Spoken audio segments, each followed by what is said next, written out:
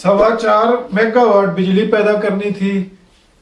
28,800 एकड़ को उसने इरिगेट करना था, जबकि इसने 2-3 साल में बन जाना था। ये सफ़र शुरू हुआ 2012 में और अभी तक जारी है। यानी ये सफ़र ऐसा सफ़र है जो कंप्लीट होने का नाम नहीं लेता, इसकी कोई मंजिल नहीं मिलती, अभी तक ये मंजिल पे नहीं पहुंचा।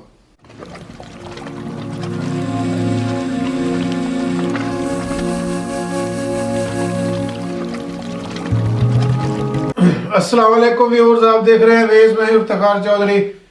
दोस्तों, अगर आप मेरे चैनल पे नए हैं या अभी तक आपने मेरा चैनल सब्सक्राइब नहीं किया तो बराए मेहरबानी चैनल को सब्सक्राइब कर दें और बेल आइकन जरूर दबाया करें, ताकि हर आने वाली वीडियो बगैर टाइम वक्त ज़ाया किए आपके साथ आपके पास पहुंचती रहे और आप इसको देख सकें। आज हम डिस्कस करेंगे नायगाज डैम। नायगाज डैम आपको पता है ये सिंध का सबसे बड़ा डैम है अभी, यानी नेचुरल इसकी साइट है, अभी कंप्लीट नहीं हुआ, ऑलमोस्ट 50% इस पे काम हुआ है। ये डैम जैसे मैंने आपको पहले बताया 2012 से शुरू हुआ था और अभी तक चल रहा है, और अभी भी इसकी कंप्लीशन जो उन्होंने दी हुई है 2024 का एंड है या 25 का स्टार्ट है, लेकिन अभी तक इसका बहुत सारा काम जारी है और मेरा नहीं ख्याल ये इस डेट पे भी बन सके। तो लेट्स स्टार्ट करते हैं कि इसके क्रेडेंशियल्स क्या हैं। ये डैम किधर वाक़या है? ये बेसिकली केरथर एक रेंज है, एक पहाड़ी सिलसिला है, दादू के पास है, वहां ये वाक़या है। अगर आप इसकी एग्जैक्ट लोकेशन पे जाएं तो ये 65 किलोमीटर नॉर्थ वेस्ट ऑफ दादू, यानी शमाल मशरक, दादू के शमाल मशरक की जानब 65 किलोमीटर दूर ये एक नेचुरल साइट है, वहां ये डैम बनना है, बल्कि बन रहा है, 2012 से बने जा रहा है और देखते हैं ये कब कंप्लीट होता है। मतलब पाकिस्तान का अलमिया यही है कि जो काम 2-3 साल में हो जाना चाहिए था और अभी 10 साल हो गए हैं, 10 से ज्यादा ही हो गए हैं, ये 11 या 12 साल होने वाले हैं और ये डैम नहीं बन रहा, क्योंकि इसमें बहुत सारे मसाइल आ जाते हैं। फिर हमारी अपनी गलतियां होती हैं, फिर हमारी नीयत होती है, फिर बहुत सारे मसाइल हैं, फंड्स होते हैं, लेकिन अगर आप करना चाहें तो ये बन जाते हैं, अदरवाइज ये ऐसे लटके रहते हैं। अगर आप इसकी टाइप पे चले जाएं तो ये अर्थफिल एम्बैंकमेंट डैम है, यानी ये कोई रॉकफिल कंक्रीट डैम नहीं है, ये अर्थफिल है। जैसे एक मैदानी इलाकों में डैम होते हैं, इनका बेसिक मकसद पानी ही जखीरा करना होता है एग्रीकल्चर और ड्रिंकिंग वाटर के लिए, जो नज़दीकी शहर होते हैं उनके लिए।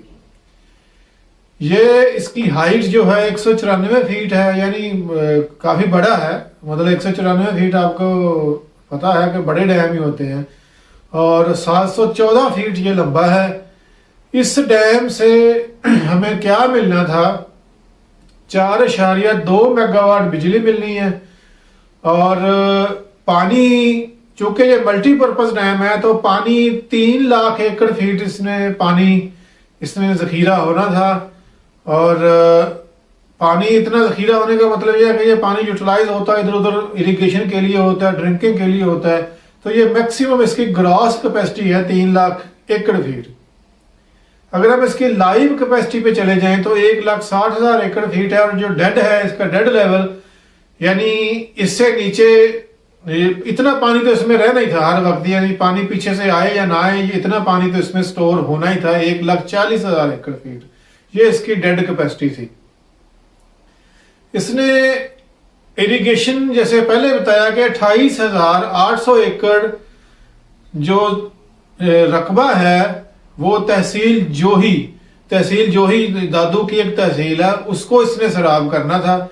यानी ये बनने के बाद इतना एक नई एडिशन होनी थी। पहले भी डेफिनेटली ये दरिया वहां से गुजरता है, दरिया गाज जिसको कहते हैं, क्योंकि उसी पे डैम है तो उसी के नाम से इसका नाम रखा हुआ है।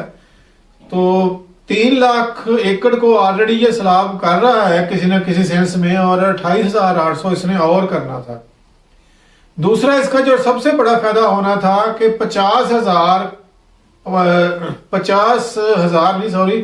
50 क्यूसेक वाटर इसने, जो मंछर झील है, जो आपको पता है कि कराची को और दादू को और इस तरह के जो नज़दीकी एरियाज हैं उनको पानी सप्लाई करती है, उस इस डैम से 50 क्यूसेस पानी जो है वो मंछर झील में गिरना था। ये इसलिए था कि मंछर झील आपको पता है बहुत पुरानी है और बहुत ही बड़ी और गहरी भी है, तो इसमें बहुत सारा ना गंदगी और इम्प्योरिटीज पैदा हो रही थी। तो उसमें जब तक एक कंटिन्यूसली एक फ्रेश वाटर नहीं डाला जाएगा तो उसकी जो एक शफाफियत है वो मेंटेन नहीं रहती। तो ये प्लान है इसमें कि 50 क्यूसेस इसमें पानी जो मंछर झील में डाला जाएगा। उसके अलावा इसने इतना ही पानी तकरीबन जो कच्छ डेजर्ट है और कोहिस्तान का एक एरिया है, ये सारे दादू में ही है, जो इसकी तहसील है और दादू के जो मज़ाफ़ाती एरिया हैं, ये वहाँ सारी चीज़ें हैं। तो इस कच्छ डेजर्ट को भी इसने इतना पानी देना था, तो वहाँ भी डेफिनेटली काश्तकारी होनी थी, माल मवेशियों के लिए पानी देना था। तो दूसरा ये एक बहुत खूबसूरत जगह है, ये गाज रिवर जो है, अगर आपने देखा हो या वीडियो में अभी दिखाता हूँ आपको कि ये बहुत खूबसूरत है। ये पिकनिक का एक बड़ा अच्छा स्पॉट है, ये फिशिंग के लिए है और ये इस एरिया की इकोनॉमी को इसने बहुत सारा बूस्ट देना था, बहुत सारी जॉब्स होनी थी और इसके जो अलाइड एरियाज होते हैं जो वहाँ उसकी बहुत सारी डेवलपमेंट होनी थी। ये डैम बेसिकली वापडा ही बना रहा है। वापडा का एक जॉइंट वेंचर है जिसका जो कंसल्टेंट है वो एक टेक्नो इंटरनेशनल प्राइवेट लिमिटेड है, जो एक आईपीपी टाइप है, और दूसरा एक जर्मनी की फर्म है लिल्ली आरएमएस। ये दोनों का एक जॉइंट वेंचर था वापडा के साथ। तो इन्होंने ये डैम की कंसल्टेंसी पूरी दी थी।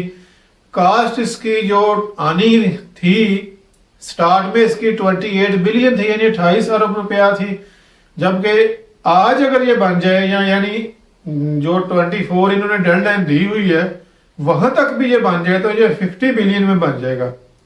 अगर इससे फर्दर डिले होगा तो ये डेफिनेटली इसकी कॉस्ट इंक्रीज कर जाएगी। अभी मैं आपको बताता हूं ये डिले क्यों हो रहा है, why it is getting delayed. 2012 में ये इसकी सारी PC1 की अप्रूवल वगैरह आ गई थी और काम शुरू हो गया था, लेकिन ये इसमें बाद में को फंड्स की वजह से या सियासी वजूहात की वजह से या लोगों के से जो थोड़ी बहुत ज़मीनें एक्वायर करनी होती हैं उसकी वजह से इसमें डिले आता गया। लेकिन वो सारी चीज़ें रिजॉल्व हुई जाके 2020 के एंड पे या 21 के शुरू में। वहाँ 21 में इस पे दोबारा से काम शुरू हुआ और बड़े जोरों शोर से जारी था, लेकिन अनफॉर्चुनेटली 2022 का जो एक फ्लड आ गया उसकी वजह से इसमें बहुत सारे नुकसान हो गए। यानी जितना ऑलमोस्ट काम हुआ था उसका 50% तो इस फ्लड की वजह से ज़ाया हो गया। इसलिए कहते हैं कि ये डैम बनने चाहिए और टाइमली बनने चाहिए।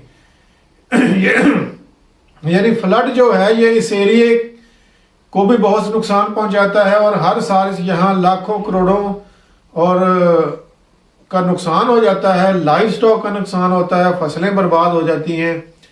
अब ये डैम जब बन रहा था तो काफ़ी सारा अब कॉन्ट्रैक्ट अवार्ड हुआ था, तो इसका जो फ्लड आया उस फ्लड की वजह से इसका जो कोफर डैम ऑलमोस्ट बन गया था वो पूरा डिस्ट्रॉय हो गया, पूरा बह गया था।